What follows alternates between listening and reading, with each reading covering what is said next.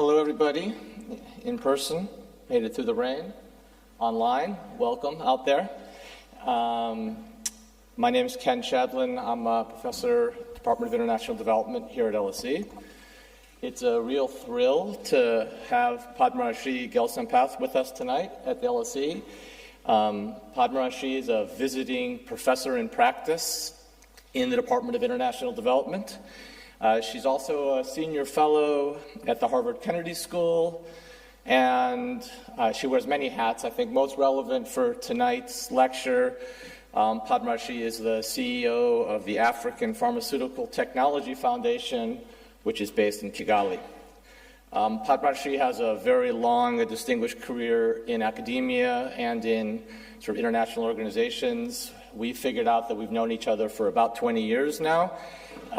We first met from a study that she did for the World Health Organization, in which she was looking at the changing strategies of Indian pharmaceutical firms in the context of World Trade Organization agreements and the introduction of intellectual property rights in the sector in India. And we've had a long-standing sort of series of relationships, dialogue over the years. When we first met, you were at the United Nations University in the Netherlands. Then she was at UNCTAD in Geneva. Padmashree is always full of creative insights based on grounded, careful, empirical work, and really looking forward to the presentation tonight. She's going to be talking about two technology-based sectors that receive a lot of attention in the news and but are not often compared explicitly, and this is the pharmaceutical industry and artificial intelligence. After Padmashree finishes, we'll have a discussant comments from Laura Mann, who's a colleague of mine in the Department of International Development. Laura works on the political economy of information, knowledge, and technology in the global economy, and she's completing a book project on the digitization of global agriculture, which is based on research that she's done in the west of the U.S. and the east of Africa. When Padmashree and Laura have finished, we'll open the floor to questions, normal people here, and those of you who are online. If I could just ask you to please put your phones on silent. That includes yours, because it's gone off like 100 times in the last couple hours.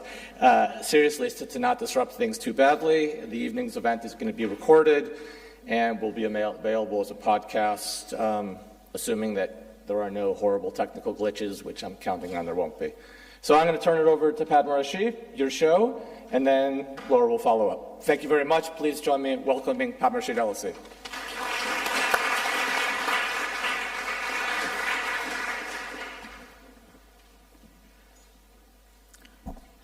Good evening, everyone. I first want to thank Ken for this very kind introduction, and I hope I'll be able to do justice to that. I want to also thank Dr. Laura Mann for agreeing to be a discussant, and thanks to all colleagues in LSE International Development who made this event happen. I'm going to speak on technology for the public interest, and as Ken mentioned, I'm going to be comparing two sectors which are not usually compared, AI and pharmaceuticals. So, all right, okay. So my presentation will first begin with a brief explanation of winner-takes-all markets, which is sort of a kind of term. Winner-takes-all is used actually in economic theory for certain kinds of markets. So I'll explain what they are and why it matters.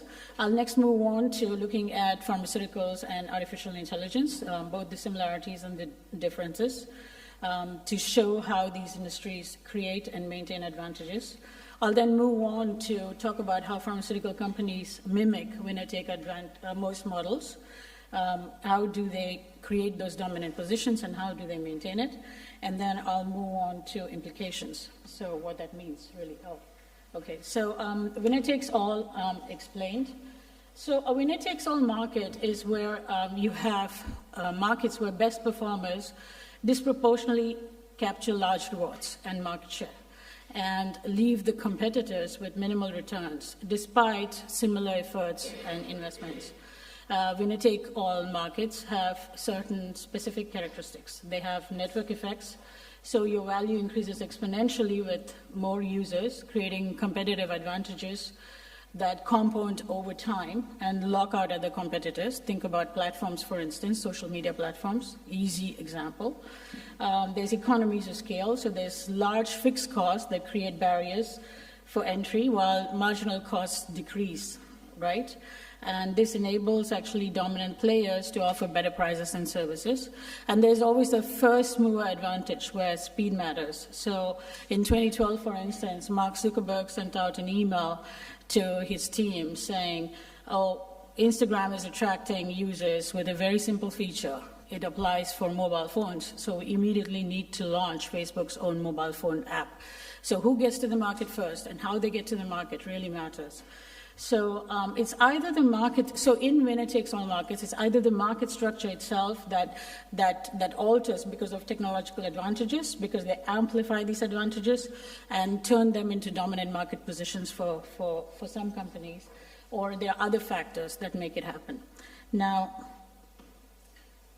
so how does the winner-takes-all dynamic look in AI? So what it does is that you have research and talent, which sets the foundation.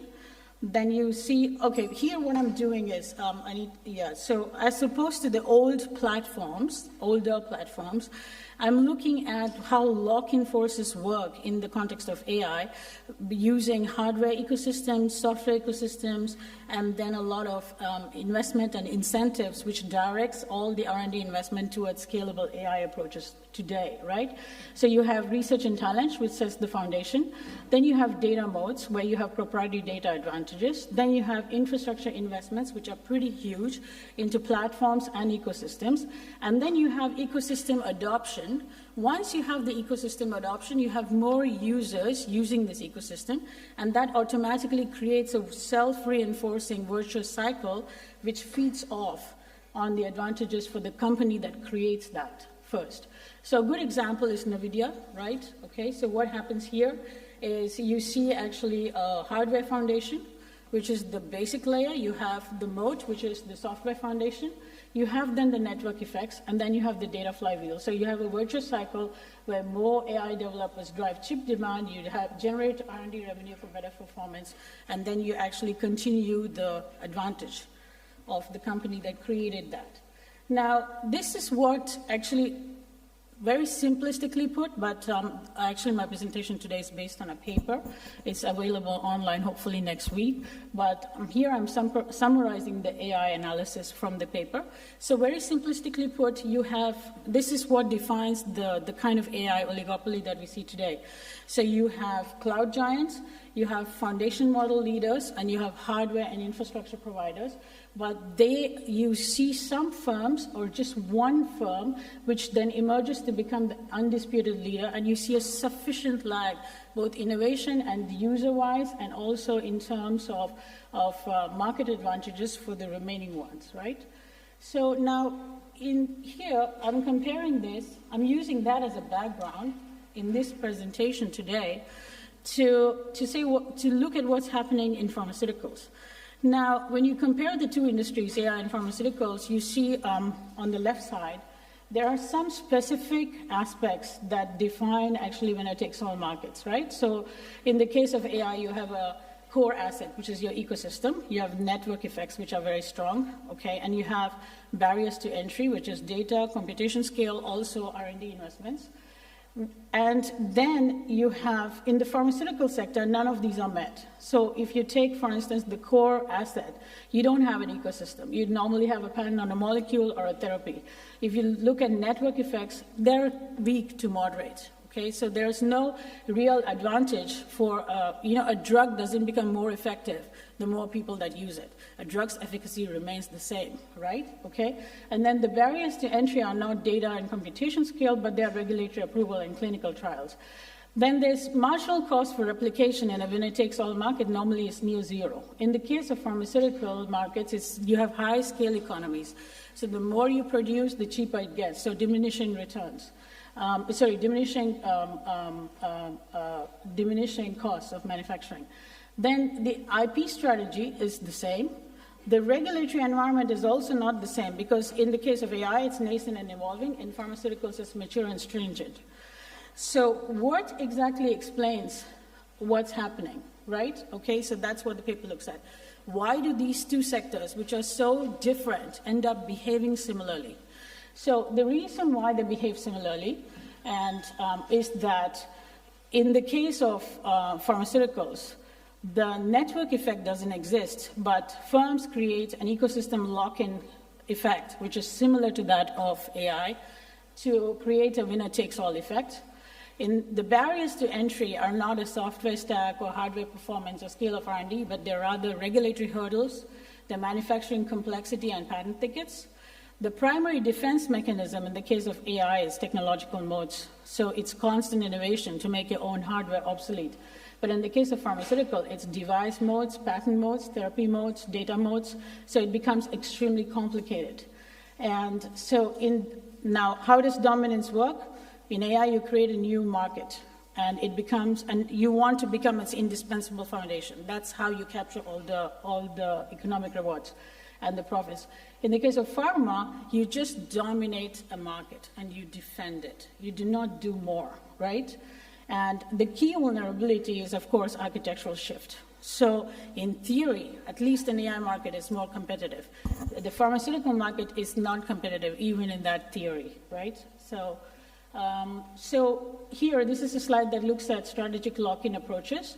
So here, basically, I'm just explaining how you use actually high entry barriers and you use actually specific lock-in effects from patients to patient ecosystems and other means to create the same kind of sticky ecosystem that you see in the case of artificial intelligence, right?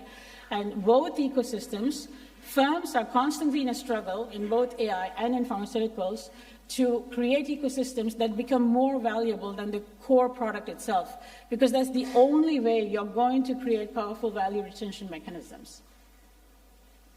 Now, I'm going to look in the rest of my presentation how pharmaceutical firms actually do it, right? So, because in the pharma sector, first generation, I'm going to look at insulin and small molecules to show you how pharmaceutical firms engineer dominance. My first case is, okay, in the paper I look at a series of cases to look at these different generations, right? So my first case is diabetes and insulin. So today, if you take global diabetes distribution by region, this is how it looks. There's 600 million diabetic patients globally, roughly 240 million undiagnosed, so close to 1 billion actually, if you take them into account. Diabetes already cost at least $1 trillion in healthcare over the last 17 years as healthcare expenditure globally. And a person is dying from lack of insulin globally every 5 seconds. So now, there are 3 firms that engineered market dominance in the case of insulin. They started in the late 1990s when we switched from human insulin to analog insulin. The 3 firms are Novo Nordisk, Eli Lilly, and Sanofi, and they actually lockstepped their pricing mechanism from July 1996 to 2016 in the way that is shown in the chart. They did the same thing with the devices. This is how the prices went up practically with the devices, okay? Now, this is actually even incomplete. If you take that slide and construct it until 2025, you have continuous innovation in the device area, which is then actually combined with the product. So these 3 players, they practically captured about 97% of the global diabetes market for about 20 years. They then coordinated dominance with devices from then until now. And how did the winner-takes-all effect come to be true in this case? So they used the patent mode. So the original patent was expiring sometime in 2016. But if you see here, what happened is that there are patents which were taken by each of these companies that extend actually protection until 2031. Then they also used the device and different kinds of patents around actually the device. So there's, for instance, the second table here has 3 examples. There's a drive sleeve and spring mechanism for dose delivery. End of dose click is patented. Acoustic sensor for automatic dose is patented. So this is how they actually have extended the patent monopoly from 2016 until about 2040 for those 3 products. Now, there's one slide missing here, unless it's in a different place. Yeah, here. So what that means for competition. So today, actually, in the last few years, the insulin market has changed. There are a couple of new companies that have come in. There's companies that have introduced biogenerics for analog insulin. So that has made the market structure slightly more equitable, and the 3 large companies have lost a little bit more of their market dominance. They own still about 90% of the global market, not 97%. And there's price competition, but not as much as expected. And this is still not going to even out for quite a while because of all the other patents we saw. Now, I'm going to look at a different kind of product, which is monoclonal antibodies, and I'm going to look at how pharmaceutical firms engineer dominance. Here, Humira. Humira is actually a drug for arthritis. It's a prescription drug. And in the case of Humira, for instance, you have a bottom layer, which is the original patent, which also expired in 2016. You have formulations, which is basically how you formulate the drug, concentration buffer stabilizers that go on until 2028. You have method of use patents, which is basically what AbbVie did in the case of Humira is they took separate patents for each of the diseases. So they took Crohn's disease, psoriasis, et cetera, for so many diseases to create patent tickets.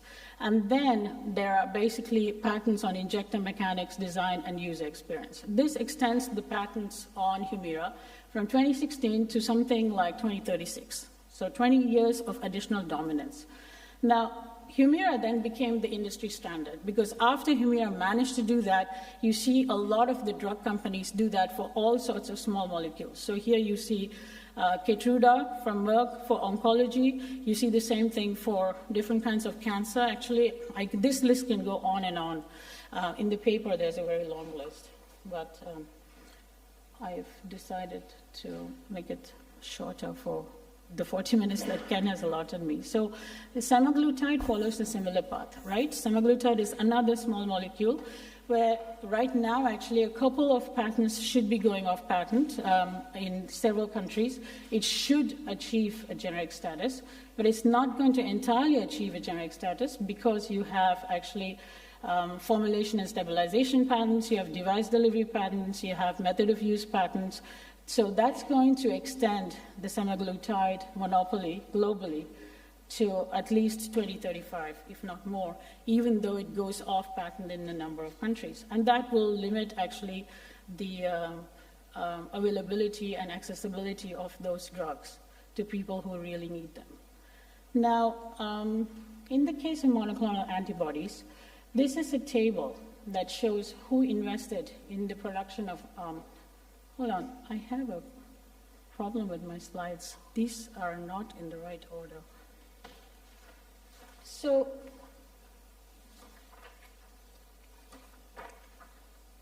I'll just go on anyway. So, in the case of monoclonal antibodies, you have a development timeline, and this slide shows that. So what has happened in the case of monoclonal antibodies is that you had enormous amount of public research investment into creating these products, right? So, and that public investment came here in the UK, and it happened in the US.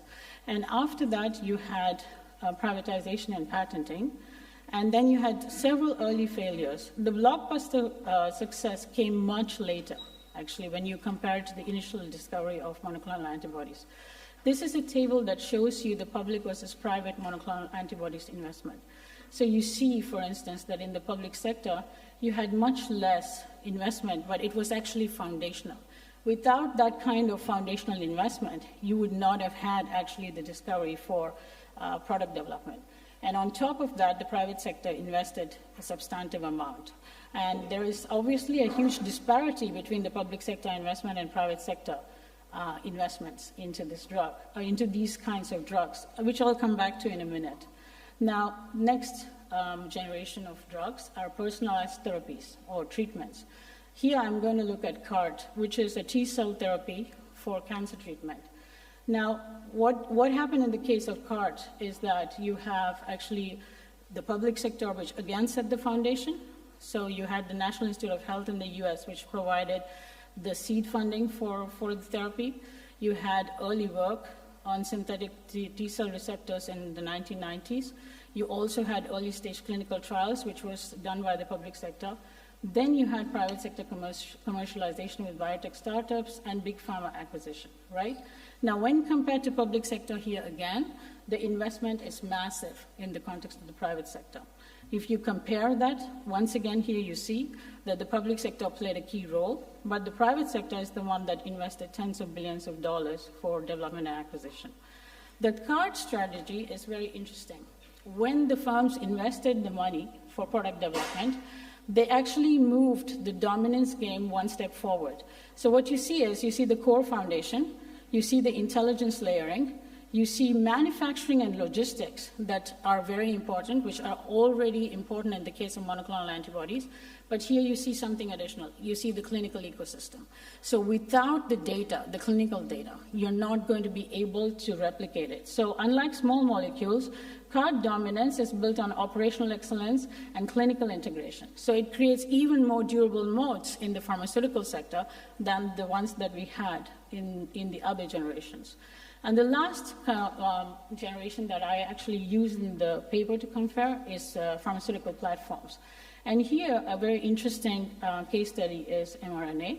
So during COVID-19, we saw certain key differences in the mRNA investments than what we saw for CART, than what we see for CRISPR, than what we saw for monoclonal antibodies, and something else before that.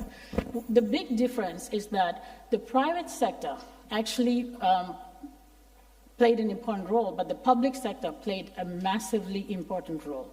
So the speed and scale of investment came from Operation Warp Speed in the US and advanced purchase agreements which guaranteed market demand for these vaccines.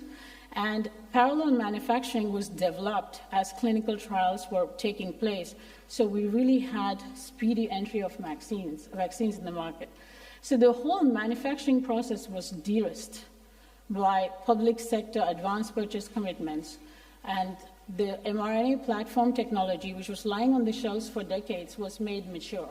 Now, in this case, what happened was that the financial scale of public sector investment was, if you take the whole of the COVID-19 vaccine development, was up almost $12.5 billion, right?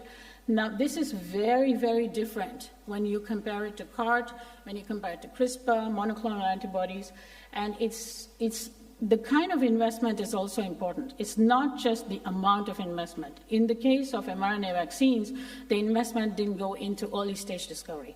It went into all the different stages until product development. And this made it very different, right? Now, what you have now in mRNA vaccines is also a similar kind of dominance. So if you really go into the different firms that control the patents and what they control and how they control it, you see actually that you have a core foundation with on the mRNA sequences, but the lipid nanoparticles delivery and the next generation LNPs, they become very important. Of course, manufacturing and logistics is very important, and the clinical ecosystem is also very important. But the big difference is, and it actually came out in a paper that Ken published recently with some colleagues, is that in the case of the COVID-19 vaccine, you see increased collaboration, something that you don't see in the case of other previous discoveries. And that increased collaboration comes from the fact that there was public R&D spending throughout the spectrum, instead of just in the beginning. So why do we observe this? There are a couple of reasons why we might be observing this. And I'm going to just sort of like go over them very quickly. The first reason is, of course, the model of innovation has changed. So there's been declining public sector R&D over the last 30 years globally. And in the paper, I compare US, UK, and Germany as three countries with significant public sector R&D investments. Here is the German public sector R&D versus private sector, private R&D, okay? And you see a decline actually from 1.2% to 0.8% of GDP over the timeline. But here I compare USA to Germany, and USA is the blue line, and you see that's been a much more radical decrease, right? Okay, and that has fallen down substantially. Now, UK started out much lower. The public sector investment into R&D was around 0.65% in the 1990s, and it's gone down to 0.35% by the end of the 2010s, right? So now, one thing that, of course, I'm comparing public R&D as a whole here. What I should be doing is comparing just pharmaceutical sector R&D. So that's in the works. I'm trying to get it done, but it's not so easy because I need to compile data from National Institute of Health, National Science Foundation, Defense, and so on, and then we need to see it over time. But hopefully I'll be able to do that in the paper because this is an important point.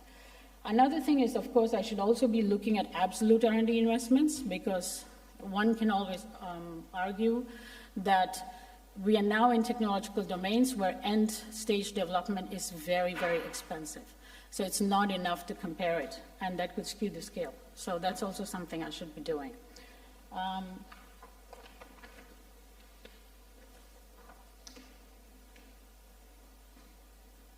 There are two other factors that explain. One is geopolitical dominance. So what has happened over the last 20 years especially is that some companies have become very dominant players in key sectors. And economic growth of countries depends on that. And economic superiority of countries depends on that. And because of that, there is actually a tendency to protect those gains. Like, for instance, during COVID-19, we saw that BioNTech or Moderna didn't want to license their technologies.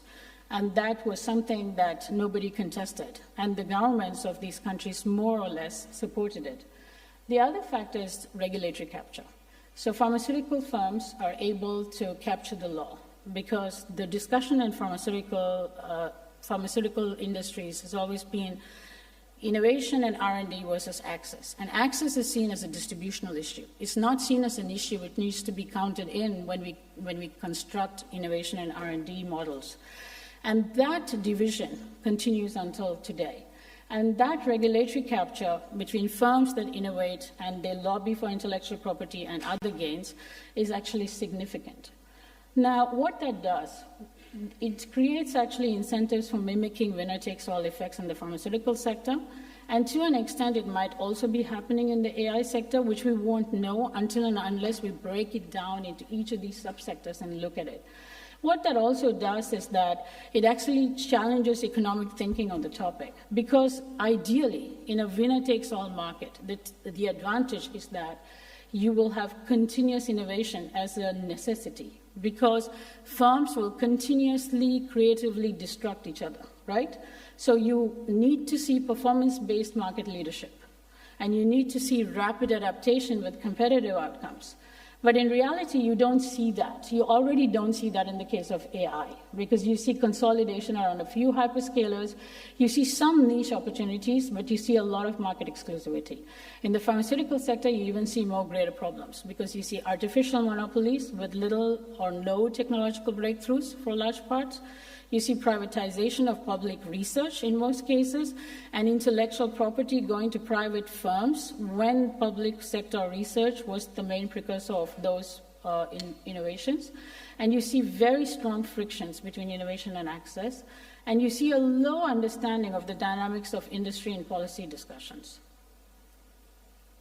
So in general, we put radical innovation now in the hands of the private sector, both because we rely on these companies and both because we've had declining public sector R&D. Now, you see what does this do? This can create a valley of death for foundational ideas. So in the next 20 years, we might not have a new technology to develop because public sector didn't support it, and there's nothing to uptake. You can also see a tendency to view innovation as profits and to over-specialize in incremental innovation. LLMs as the sole path to AI, for instance, is what we see today. It's dangerous, right? Because it might become the only AI paradigm that we have. Then you see barriers to entry and a lack of open science because firms don't want to share, and you see stifle competition. And I think I need to end, so some final thoughts. We need a more nuanced debate that explores the gap between... You can take a little bit more time. Really? You have until 5:45. Oh, okay. So, okay. I mean, no one told me this before. Okay, now I'm going to take some more time. But this is my last slide. So I'm going to actually go a little bit more into this. So, so what does this tell us, actually? So we need a more nuanced debate, right? Okay. And we need a nuanced debate that explores the gap between the naysayers and those that are for technology. And we need that both in pharmaceuticals and we need that both in AI, because AI or all of the digital economy has come up with this technological determinism. We always assume that more technology is good, right? But we don't assume more technology might not be good because it's not perhaps the right kind of technology. And I think we need a more nuanced debate on that. We definitely need that in the case of pharmaceuticals, because we've had, until COVID, the tendency to separate access from R&D and innovation. And after COVID, especially with the debate around vaccine production, what we actually see is that we've now made it a debate about R&D and innovation and then production. Right? So long as we have innovations and we are able to license it, it must be enough for production and access. And I think what my work shows and the paper shows is that there's a need for a very nuanced debate, even in the pharmaceutical sector, because every product category is different. And these product categories, the way that we are moving with R&D and innovation and protection of rents, innovation rents in these different subcategories, it's going to change the way we are going to be able to access healthcare, we're going to be able to access medicines. So we really cannot think of the world in the old sense of innovative firms and generic firms. We really have to break it up and think about it in terms of what is it that we want to regulate in the context of monoclonal antibodies or other kinds of biological molecules. What is it we want to do in the case of certain kinds of technologies, and what is it we want to do in the case of pharmaceutical platforms. I think also a very important thing that comes through in my research is the link between pharmaceutical firms and high-tech AI firms, because there's a lot of compounding advantages of AI firms than actually sharing data and other kinds of innovations for pharmaceutical innovation and patient healthcare. The point on regulatory capture is key. A colleague from Harvard, Lawrence Lessig, he's a professor, he said a long time ago, in 2000 actually, code is law. He said that because when you write code, code becomes the law. So his point was that once you have some kind of software code, that's the one that decides what the extent of your privacy is. So it doesn't matter if law recognizes privacy or not. It's the code, that's the law. And we need to think about the pharmaceutical sector in similar terms. We need to really start thinking about what is it that is the law in pharmaceutical sector? What is it that actually really matters, right? If we say we don't want to have this kind of technology dominating a market, if we say we don't want this kind of intellectual property, then firms can create actually dominance through other means. This is what actually breaking up the pharmaceutical innovation into different subcategories in my research shows. So IP, we thought, was the thing that needed to be controlled, but it's not necessarily just IP-based. So what kind of regulatory mechanisms do we need actually to think through the kind of regulatory capture that we see in the pharmaceutical sector? The third point that comes up, and it's important, it also links actually to the Nobel Prize in Economics that went to Professor Aguillon here in LSE last week, and to the Nobel Prize winning work of Daron Acemoglu from MIT last year, is this thinking around technological innovation and the fact that we know so little about it, and we need to actually, as economists, think differently about technological innovation. Acemoglu, for instance, talks about directed technological change, right? So Acemoglu's point is that technological change needs to be directed in a certain direction. So, because firms innovate, but they don't necessarily innovate in a direction that you want them to go. They might innovate in any direction. So a good example is that firms always innovate to cut down some cost of production. So if you have a firm that wants to cut down actually its production cost in terms of energy, it might want to find a different solution.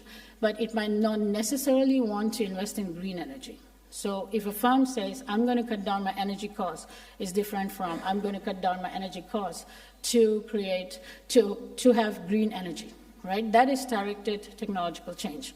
So we need to think about directed technological change in a different way, particularly in winner-takes-all markets, because in winner-takes-all markets, it's actually the firm that sets the direction of the technological change. It's not society. It's not policymakers. It's not consumers. It's the firm that decides, oh, here's the next big winning thing. I'm going to get a lot of money by doing this, so let's move in that direction. And I think that that kind of thinking, how do we break that and what do we do for that? I think that's important. And to link that to Aghion and Howitt's work, and I think that's important because in their 1992 paper, which actually won them the Nobel Prize, they talk about the kind of innovation we need. So their point is that innovation needs to be vertical, as in there needs to be a clear step, a move towards the next frontier. And that's what really matters. And when you have that kind of innovation, you make firms obsolete, because the firm, which is actually in a dominant position, is going to be outpaced by a competitor who comes and does that. Now, in the kinds of markets that I've talked about, you don't have that, because what you have is that you practically have a firm which has captured a large market share, and it does not want to innovate because it wants to keep that market share. And so that's the kind of innovation we don't want as a society, because it's not really taking us forward. It's incremental innovation. And then the last point from my paper that I think deserves a lot of attention, which I'm thinking about, but I don't really know in which direction my thoughts are going specifically at this point, is that industrial catch-up requires a rethink. We talk a lot about industrial policy, and we talk about how countries need industrial policy and how they need to actually really enact different kinds of policies to build sectors, right? Now, what is happening in one country, here in the UK, in the US, or in a specific African country, most likely doesn't have to do with that country at all, considering these kind of sectoral dynamics, because they are international, they are coming from the outside. So the kind of industrial policy that we've been thinking about is insufficient, actually, to capture the kinds of markets that we want to regulate and the kinds of negative effects that we want to not have on firms, on consumers, and on economic growth. So I think industrial catch-up requires a serious rethink in terms of, how do we conceptualize industrial policy? What parts of industrial policy are global and what parts are national? And can we actually break this, vicious cycle by investing a lot in public sector R&D? So those are some of my thoughts, and I'll leave you with them and answer your questions. Thank you very much.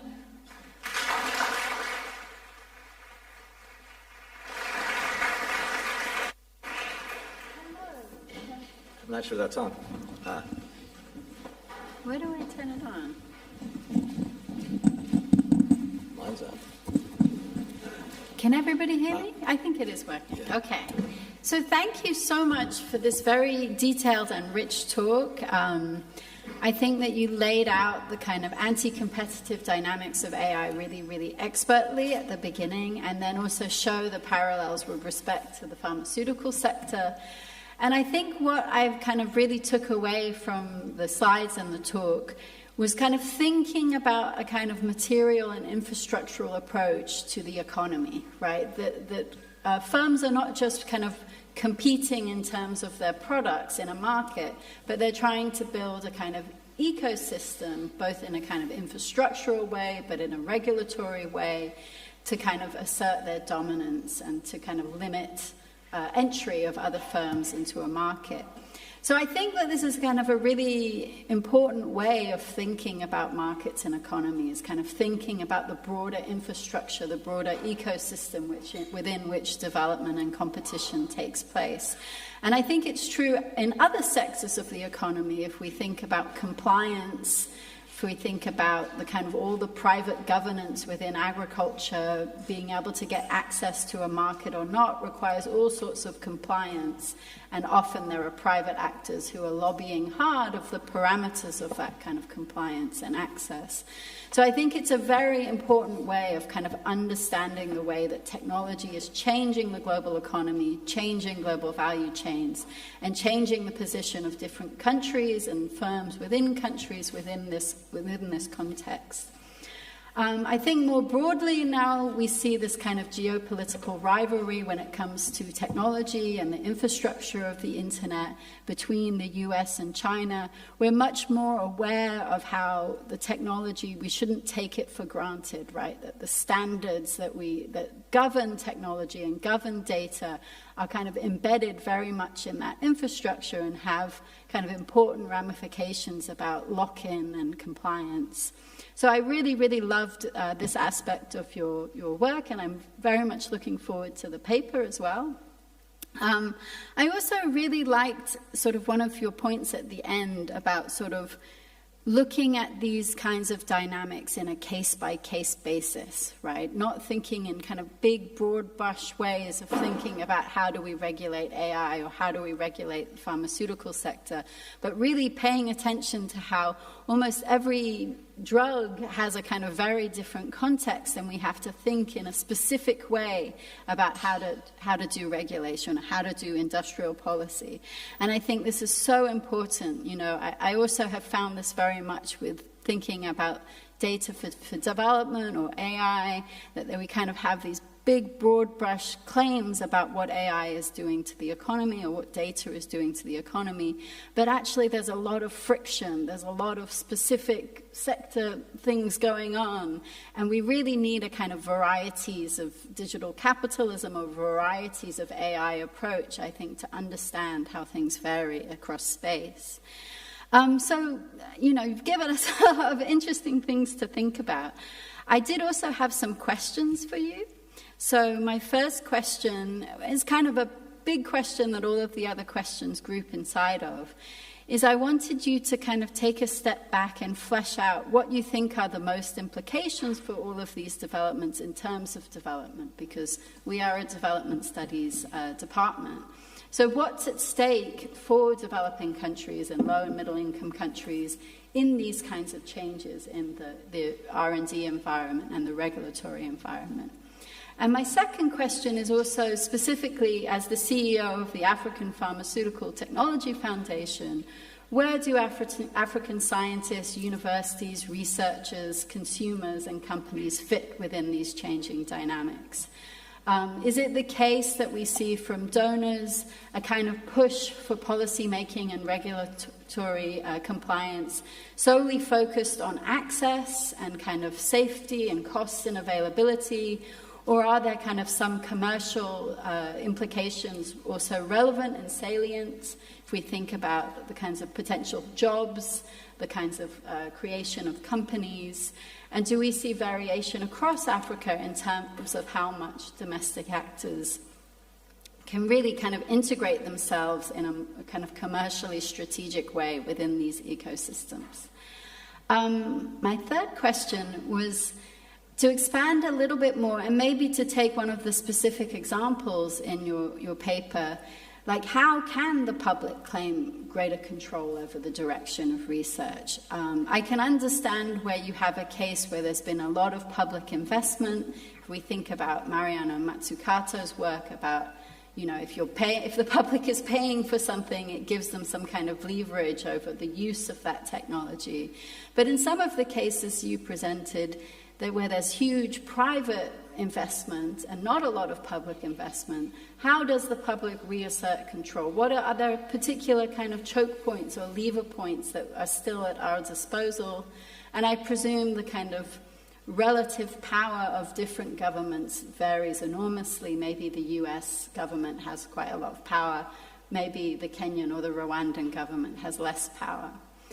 The fourth question is around data within the pharmaceutical sector. So we were kind of talking before the talk about how I often get frustrated that there's a kind of discourse about how data is being centralized across the board through these platforms and technologies. But actually, when it comes to specific sectors, we have a lot more fragmented data in terms of the kind of proprietary interests around data. And if we think about in the health sector, all sorts of kind of privacy regulation, national boundaries in terms of data, maybe hospital boundaries even. So I'm kind of curious to know within this kind of health sector or in the pharmaceutical sector more specifically, do we see the emergence of a kind of data centralization within companies that are already established within the sector, and kind of technology companies from outside are struggling to get access to that data? Do we find kind of new digital pharmaceutical companies that have some kind of sector-specific focus, but are still not kind of a big technology company?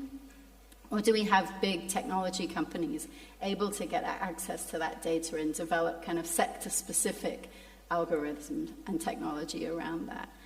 And then I feel like I'm asking too many questions. But I mean, the last question was around training and skills. At the end of your presentation, you mentioned this kind of hype is pulling talent into this sector and to the maybe disadvantage of other sectors. So how, have you seen evidence of that within the kinds of networks that you're in, particularly in African countries, that you see talent going in specific directions rather than others? And whether, there's anything we can do to kind of redistribute talent in a more kind of public-spirited way. So I don't know if you want to answer some of those. You can choose the ones that you feel are most interesting to you. Why don't you do a couple just quickly, and then we'll open it up because we have a nice audience here, and there's, roughly 100,000 people online, and so we'll. Yes. Yeah. Okay, so... Thanks, Laura. Yeah, very quickly.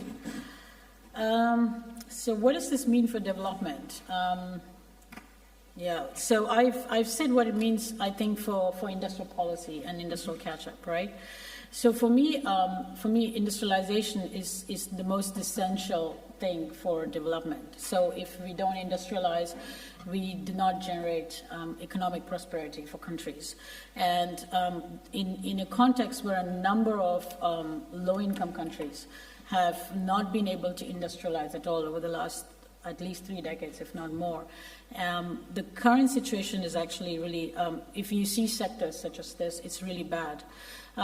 Because it means also that you don't have basic health security if you cannot actually produce your own drugs and if you cannot have access to health care. It also means that you do not have information security, right? If you do not have any role to play in the digital economy, because AI is actually the one that's all pervasive and it's controlled elsewhere. So I think that this has drastic implications for the way we think about development. And the irony for me is that at a time when these kinds of topics should form part of international discussions, we seem to be sort of like, moving towards a more disintegrated way of thinking about international cooperation. Most international agencies today are thinking about what to do, how to survive and deal with the budget cuts. So I think that it has massive implications for development, and something that I think that we need to work to unpack. How does Africa fit? This is an interesting question. I want to give a case study of what happened in Africa when the 2 companies which had mRNA vaccines did not actually agree to license. So the WHO decided to set up a mRNA hub in Africa with the help of a number of donors in order to make it possible for African countries to produce their own mRNA vaccines. At first, the WHO announced the mRNA hub with, I think, an 18 or 20-month deadline to product development and production. But after the hub was announced, both BioNTech and Moderna refused to license this technology. So when there was no company ready to license the technology, you had to practically get together a pool of universities in South Africa, which reverse engineer Moderna's COVID-19 sequence. I forget what it was called, but they reverse engineered the key sequence, and they actually transferred the technology for product development after reverse engineering that to a private biotech company based in Cape Town. So this actually extended the life of this mRNA hub from 18 to 20 months to 5 years or something. In the meanwhile, COVID has come and gone. The mRNA hub exists, and there's been a massive amount of public R&D that's gone into it, and a lot of skills that are being built there. And I think that's a very good model for us to think about, really to think about decentralizing public R&D and creating nodes in the developing world on how actually we can create the same kind of economy effects that big firms are able to create in the West. Mm-hmm. Was that made possible because it was a health emergency, though? Yeah, okay. Yeah. And it would not have come through if not for large investments from big countries and philanthropic foundations. So which is, again, something we need to think about. What's going to happen if we don't have those investments?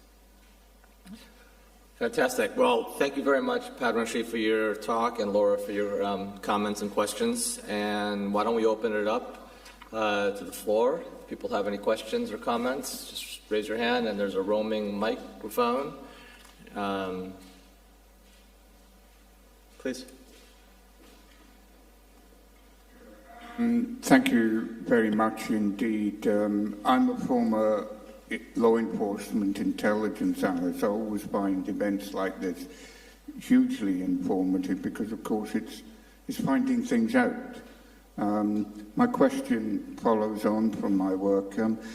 Were there any things that particularly surprised you in your findings, or conversely, that did not, that you had a hunch you would come across certain patterns and you found them, or things were surprises? Thank you. I say that because we're all geniuses with hindsight, don't we? Thank you. Should I answer? Sure. Well, people are coming up with more, and then, yeah. Okay. So, actually, in the case of the reason why I went so deep into the pharmaceutical sector to break it down was that people always talk about the winner-takes-all dynamic, and they believe it comes purely from intellectual property. And I had a hunch that it's not possible that across all product categories in the pharmaceutical sector, you are having those effects just because of intellectual property protection. So I decided to go, somehow, therapy versus devices versus products versus platforms to check it out. So in a way, I had a hunch, but it sort of helped me to clarify my thoughts. And I think that the sort of inter-industry analysis sort of makes a stronger case for thinking about it from a perspective of how do we allocate our resources properly into innovation and R&D, rather than thinking about innovation and R&D is very important. We're already doing enough to support it, and we don't have to think about access because that's going to flow automatically. So it sort of shifts the debate to hopefully a more objective one. Great. I'm going to go to an online question, and then we'll come back to the audience. This is from Nuno Nunes, who asks, what can be the role of international organizations to democratize innovation? As someone who works for an international organization. Yeah. Actually,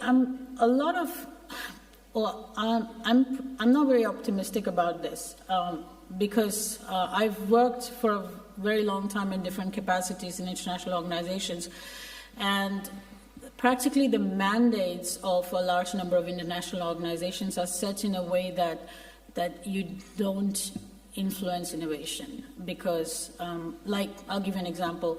When we set the MDGs agenda, the innovation was a sub-part of Goal 8, but really you were to focus on reducing child mortality, maternal mortality, access to sanitation, etc., but not to improve innovation outcomes.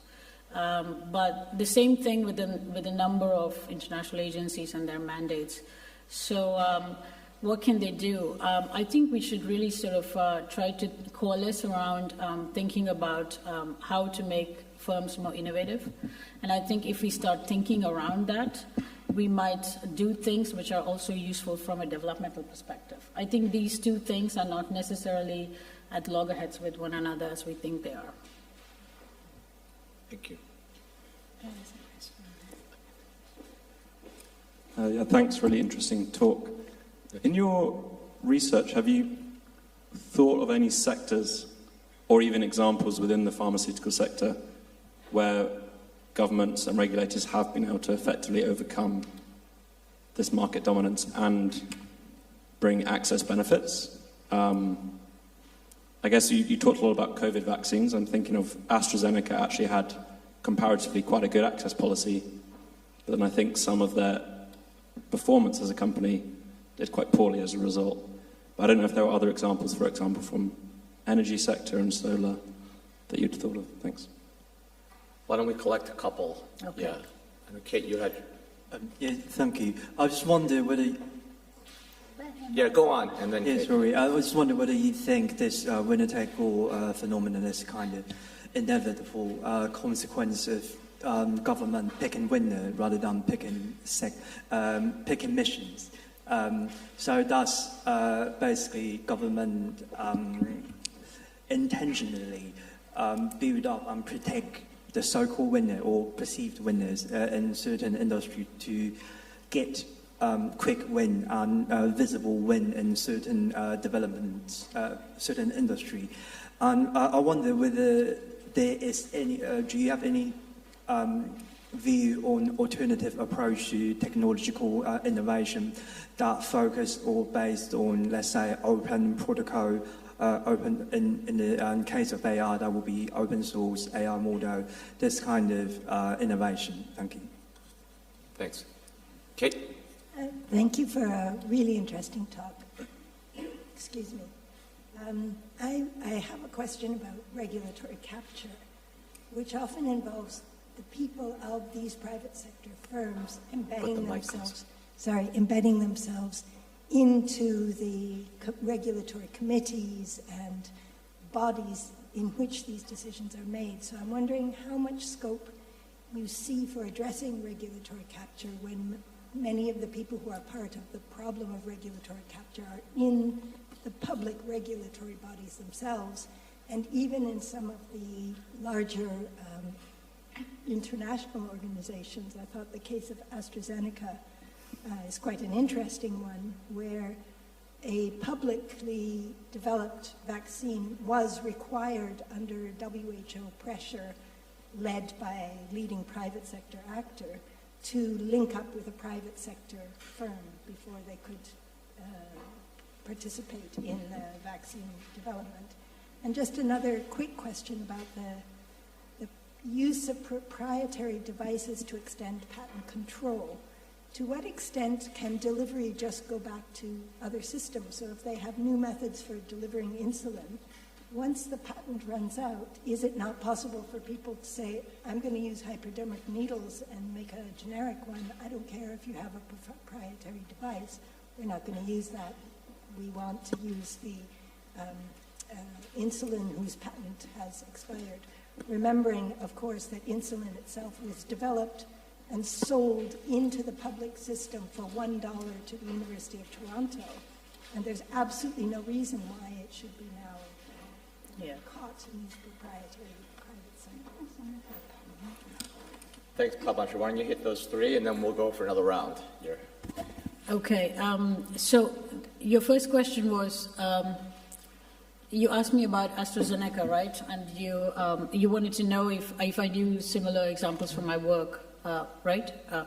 So I think AstraZeneca is a really fascinating example, because if you trace the history of AstraZeneca, how it started, what it does, and where it is today, you also see the impact of financialization on the way AstraZeneca approaches access, right? So AstraZeneca was way more invested into a lot of different public health-based, disease categories previously than it is today. And one of the reasons for that is, of course, financialization of the pharmaceutical industry and this increasing pressure to deliver on shareholder returns.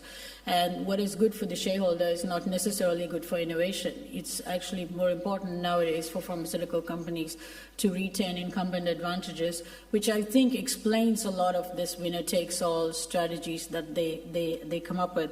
So I do see a lot of companies that are fundamentally sympathetic towards access goals, because I don't think it's useful to paint a picture that all big pharma companies are bad. They're not. They're just, everybody is trying to operate in an ecosystem which is structured in a certain way, and a number of companies are thinking seriously about access. Sanofi's done a lot of tech transfer for different vaccine categories to Africa and Asia. You've got a couple of other companies that really have very serious access campaigns. But on the whole, my point is, and the research points to, as Laura said, that it's actually the ecosystem in which we operate in, and the infrastructure around which this kind of innovation thinking is built, which is the one that's very problematic, actually. So that's about that. Regarding picking winners, right? Yeah, countries always pick winners, right? Industrial policy has tended, to a large extent, to pick winners, and that can distort the market, because when you pick winners, you're setting the stage for some companies to win at the expense of others. But at the same time, the winner takes all is different from picking winners, because the winner takes all is something that happens on its own. So when you pick winners, you're going to create a certain environment. So take, for instance, South Korea's industrial strategy in the 70s, 80s, and 90s, right? So when you pick winners, you're going to create a certain an overall ecosystem for innovation to flourish, and you're going to create a carrot and stick approach for firms, right? Okay. But here, what's happening in winner-takes-all markets is that you're going to have one firm that comes in, and because it came in first, it's going to just swoop away all the advantages. The rest of the firms which have invested massively, they're not going to be able to get the gains. I'll give you an example. During COVID-19, there were many more companies that were investing in mRNA vaccines. Sanofi was one of them. But the moment that BioNTech and Pfizer announced their partnership, Sanofi announced that it will no longer pursue the R&D on the mRNA vaccine. Why? Because it's a winner-takes-all market. Every company knew that the first company that's going to come in with an mRNA vaccine is going to get the global advantage, right? And once you have that dynamic, you're going to see other firms not invest. And that's the situation you don't want to have, because that's not good for society. That's not good for innovation. Regarding your question, yes, that's a very big problem, because regulation has been co-opted by people who lobby, and pharmaceutical companies have very strong industrial associations, and they have very strong lobbying, not only with regulators, but also with patient care groups. For instance, in the case of insulin, I did that work over several years, because over and over again, a lot of different people came and asked me to study the global insulin market, because we were going to reach the 100-year mark of insulin discovery, and insulin was not available to most people who needed it globally. And what I found is that, for instance, in the US, there's such a big shortage of insulin for people who need it. And what I found was that it was not just regulators that were captured, it's also actually doctors, patient care groups. Everyone's captured into one kind of product or mechanism. In the insulin sector, what is very interesting is that so the device market is very important because the global medical devices market is not as competitive as we think, because it's very hard to produce precise medical devices. So when you have medical devices that sort of like are very good, the competition for that is less. That's because to produce medical devices, you need completely different skills than what you need to produce a drug, right? Which is intuitive. But those kinds of skills are very hard to come by. They're very hard, actually, for companies to come by in a large number of countries, particularly in the developing world. So if you actually take a product, put it together with a device, and you patent it, and then you create actually a patient ecosystem around it, it's almost impossible to break that for a new firm that comes in.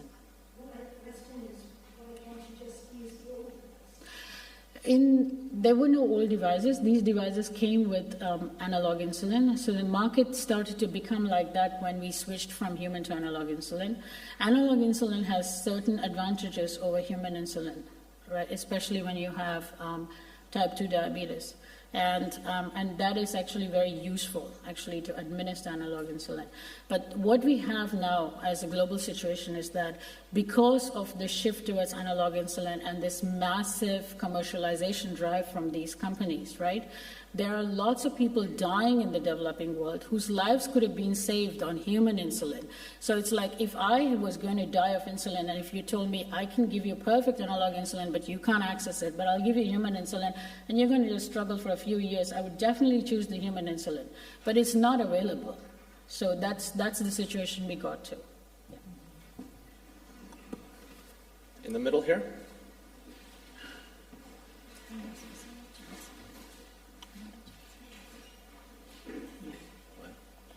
Thank you for your presentation.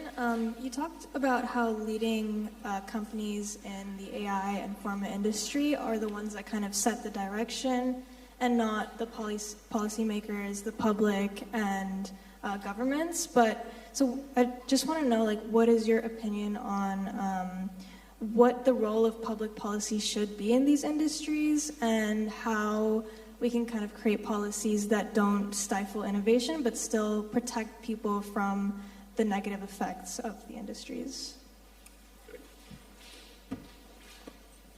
Hello, thank you for your presentation. Just to add on to that question, specifically about patents, I just wanted to know your thoughts about the role of governments like the UK and USA, where we have consumers who presumably are contributing quite a lot to these, for example, pharmaceutical companies in terms of the affluent customer base in these countries. And so does that give us more power to regulate against these patents and promote innovation in those industries comparatively to the developing world? And then if so, are there parallels in terms of how we can go about regulating AI in the same vein?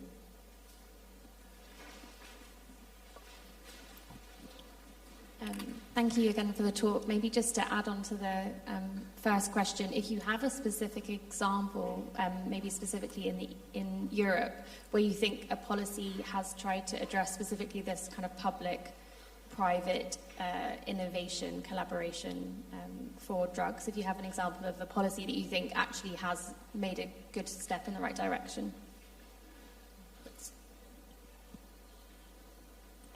Back to you, Padmashree. Okay. All right. So to your question, what should we be doing in terms of public policy, right? So I think what we need to be doing is, I think we need to be doing way more sort of like, we need to understand the industry we're trying to regulate, which is something mostly we don't do in public policy. We try to just regulate, right? And I think that it's not just my work, actually. There's a lot of really interesting work, and I'm happy to share the links or the authors with you. There's a whole new set of insights coming in which talk about really looking at the industry that we're trying to regulate. And I think having that informed discussion is very important. It's also important for AI, for instance, because most of the stuff that we talk about AI is really like, should we regulate AI, should we not regulate AI? You know, I mean, that is just such a simplistic way of thinking about regulation. You know, what should we be regulating in AI and what should we not be regulating and where should we be focusing is probably something that we should be thinking about. The second thing is that law always, or public policy, comes as an afterthought. So something's going on and then public policy comes much after that. And we sort of play catch up with what's going on in every technological domain with public policy. And I think that going hand in hand is really important, right? Which talks about more interaction, more collaboration between ourselves as scholars, thinkers, experts, but also with the scientific community. So those are like two things that I think we should be doing. I mean, there are a couple of questions that speak indirectly to something that I mentioned in the paper, but I think we didn't have time to discuss.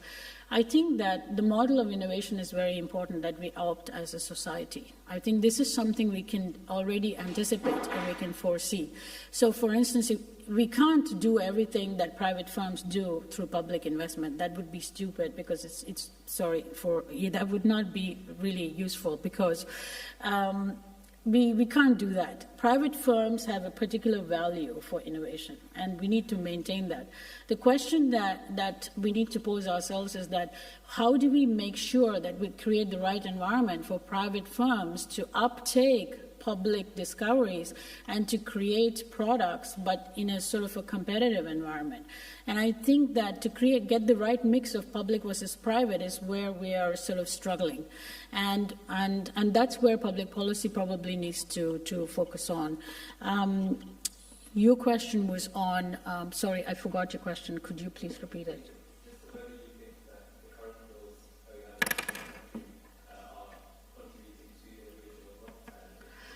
Yeah, so, right, yeah. So we have a tendency in the world of intellectual property, particularly in the pharmaceutical sector, there's a lot of IP that gets sort of like first granted to firms in the US.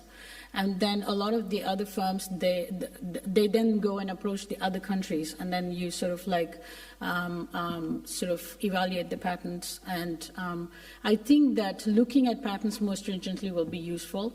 Looking at novelty and inventive step when firms apply for patents is going to be useful. But this is a very contested area in the pharmaceutical innovation sphere. So if you reopen the question of we need to look at novelty and inventive step, a lot of people will not like it. But I think at the same time, what might be useful is also going beyond pharmaceuticals to AI is to think about what is the kind of society we want to have, what's the kind of innovation we want to have. I think that's very relevant, right? Because, for instance, whatever we do in the pharmaceutical sector, if AI grows as it's growing, we're going to have unemployment. We're going to have a lot of unemployment to different extents in different kinds of things that we do in other sectors, right? Okay, so as a society, we need to be able to think about it. In the US, the discussion is different because the US has and houses a number of these companies which have certain global advantages. Should the discussion not be nuanced in other countries, in Europe? Should it not be nuanced in other countries which don't want to lose employment because of new technologies? I think that's the kind of sort of decentralized public policy discussion we need to have. Then there was the third question about whether I have actually examples about good public-private collaboration, right, in Europe. So I think that there's recently some countries, and in some cases we're looking at, so what happened predominantly during COVID-19, but it has happened before, but it got legitimized during COVID-19, is that we don't question anymore when private firms take on public research and patent it, right? And that started with the whole mRNA thing, because a lot of private companies, also viral vector vaccines and so on, they took public research, they produced products and then they patented it. Now, what I see in a number of cases is that there is now access provisions linked to doing this kind of stuff. So if you get patents on something that got discovered using public funding, then you need to ensure that there's greater access to it. So there are conditionalities, right? What we could do is also make it better. It's not about access, right? You need to sort of collaborate, or you need to license. We can add things. And I think that would be good sort of like precedent for us to start thinking about other innovation models. Because otherwise you're giving public taxpayer money and you're going to create proprietary innovations for the private sector. Padmashree, there's a question online that actually builds off this third question here that you just answered, but this person, Izzuddin, who's a UCL graduate from Jakarta, asked the question, essentially the same question about the role of the government, but specifically in developing countries. So rather than just examples from Europe, are there examples or suggestions that you have for how developing countries' governments can do this? Sure, yeah. So I think that, so in developing countries, is that specific to the pharmaceutical sector? I can answer for the pharmaceutical sector. And that. So in developing countries, what we have been doing until now is we've been thinking about innovation in terms of generics, right? Because we don't have a possibility to enter the innovators market so easily. And it's getting more and more complicated with the new technologies and platforms. So a lot of the thinking is just that we can have a couple of firms, they produce generic molecules, and that's going to be useful for us point of view health security, or that's going to be useful for us in terms of having economic development with the pharmaceutical sector. I think both of those kinds of assumptions need to be rethought in the current context, because generic firms, for instance, my work on the Indian pharmaceutical sector for the last 25 years or so shows that, Indian firms are probably the most competitive generic pharmaceutical firms in the world today, perhaps. The Chinese exist too, and there are some, but as a sector, they are competitive. And even those firms which capture a huge share of the volumes market globally for generics are unable to get the R&D investment needed to do clinical trials for new vaccine introductions, right? Okay. Now, this is the scale of investments we're talking about, and they're not able to get it. So we need to start thinking differently about what is the kind of industry that we want to build in the developing world. And we need to think massively about how the state can support it, where to bring in that kind of public funding. Take quantum computing today. Western countries are pouring money into it, billions and billions of dollars. You take the developing world, there's no real sizable public investment into these things. And I think that we need to start rethinking that.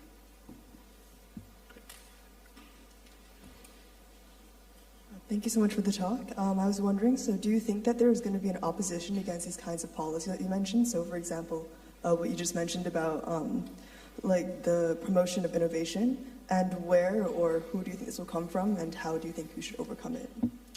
I didn't get the second part of your question acoustically. So basically, where do you think that this opposition might come from, and how do you think we should overcome this? So yeah, there is a lot of opposition to that kind of thinking, or the kind that I'm suggesting. It comes from industrial associations. It might come from countries themselves who have dominant companies, right? And it comes also from regulators, and it can also come from people who don't understand the sectors, right? Because if you don't understand the sectors, you also don't understand the need to look at it in that way. But I think that there is a value to thinking differently about it. And there's a value to doing it, because every country needs its own model of development. We can't all be doing what one country is doing, because it won't make sense, because we're not all at the same level of development. We don't all have the same unemployment profiles. We don't even all have the same sort of sectoral specialization profiles. So we need to be thinking about what's really good for us as a country, and then doing it in our own individual countries.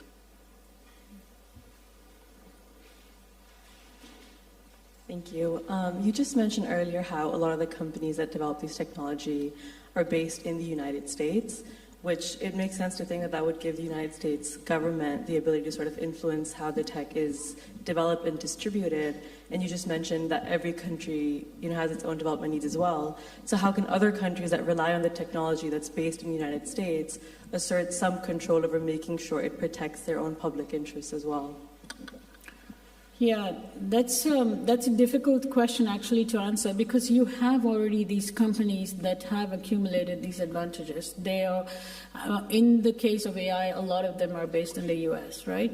Now, what do you do if you're a latecomer? What do you do if you didn't get there first? And that's a question that a lot of the other countries are now struggling with. So if you see, for instance, Germany, it actually started to massively invest into public R&D over the last few years because of that realization. A lot of European countries are doing that.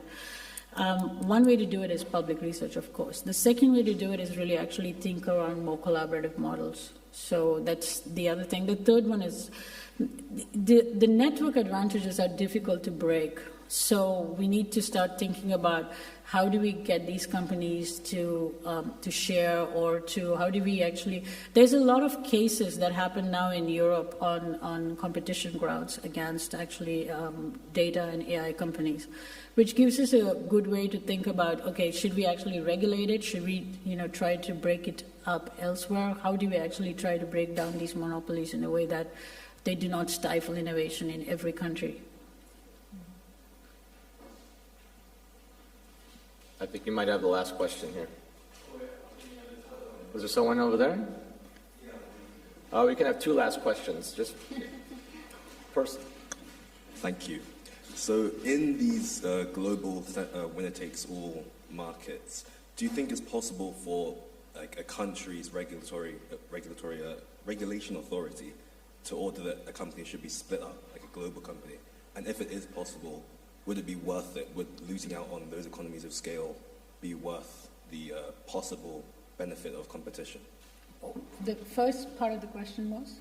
In global winner-takes-all markets, is it possible for a company, a large firm, to be split up by a regulation authority? By regulation authority? Yeah. And then...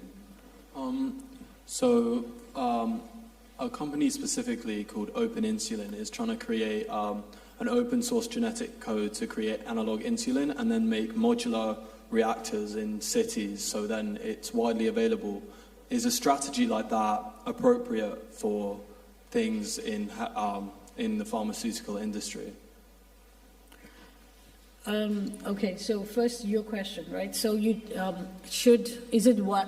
your question is it viable? I'm sorry, I couldn't hear it acoustically. To create a new large firm to break up a firm. So your question is, would a country's regulatory authority break up a large firm itself?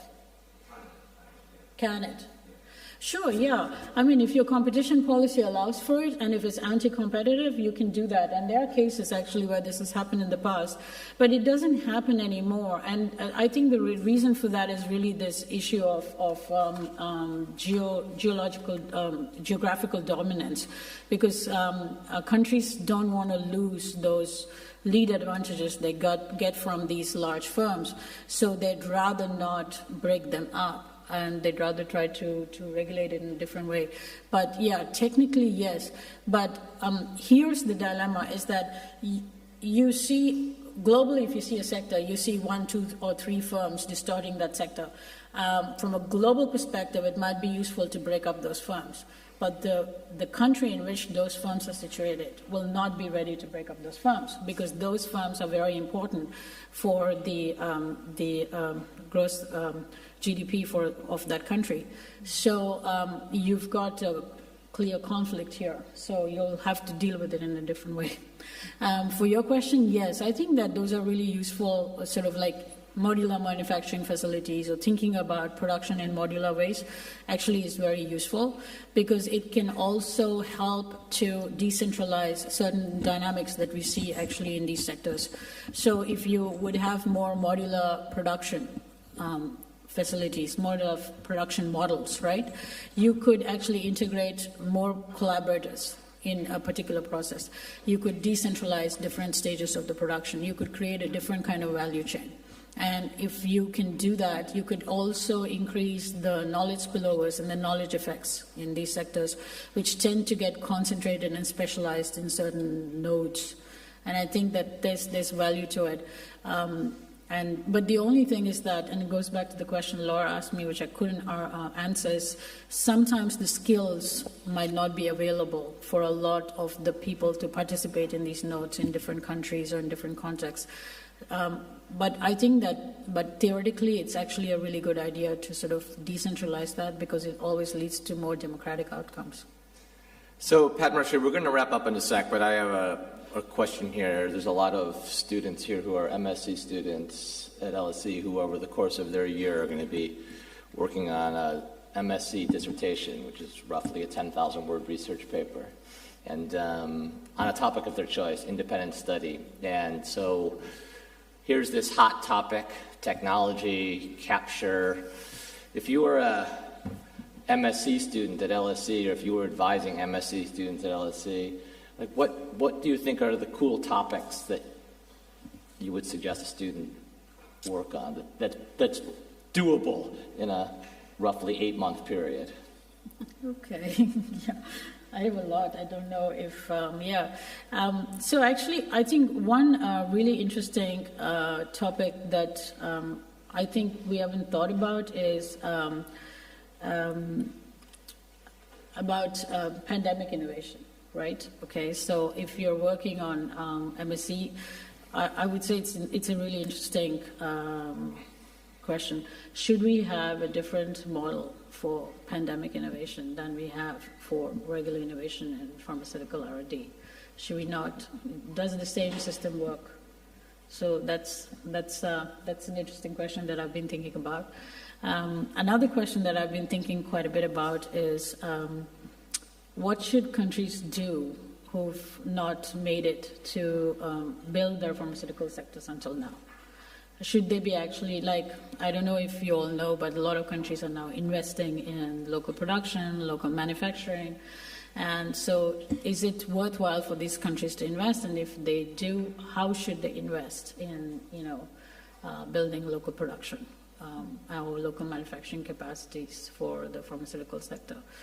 And then a third question is, which is the kind of model of innovation that we might want to think, which promotes more collaboration, collaborative, what kind of collaborative model of innovation can you think in both AI or pharmaceuticals? Because I think that often students like dystopian topics than utopian topics, and I want students to think more utopian. It's harder to come up with ideas for a better world. It's easier to believe that everything is going to go wrong, and, so yeah, those are sort of Great. The topics.